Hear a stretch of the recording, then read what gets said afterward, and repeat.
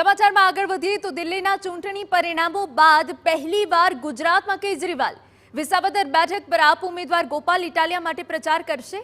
ગોપાલ ઇટાલિયાનું આજે નામાંકન દાખલ કરવા માટે રોડ શોનું આયોજન। કેજરીવાલ ભગવંત માન આતિશી પણ ઉપસ્થિત રહેવાના છે। વિસાવદરના સરદાર ચોક ખાતે પ્રતિમાને ફૂલહાર અર્પણ કરીને રોડ શો યોજાશે। આપને જણાવી દઈએ, પ્રાંત કચેરીએ વિજય મુહૂર્તમાં નામાંકન દાખલ કરશે।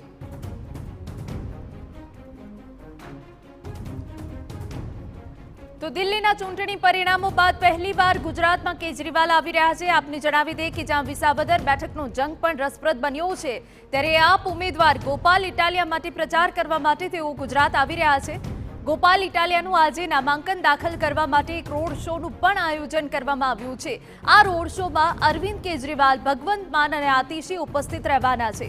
વિસાવદરના સરદાર ચોક ખાતે પ્રતિમાને ફૂલહાર અર્પણ કરી રોડ શો કરવામાં આવશે અને તે બાદ પ્રાંત કચેરીએ વિજય મુહૂર્તમાં નામાંકન દાખલ કરવામાં આવશે।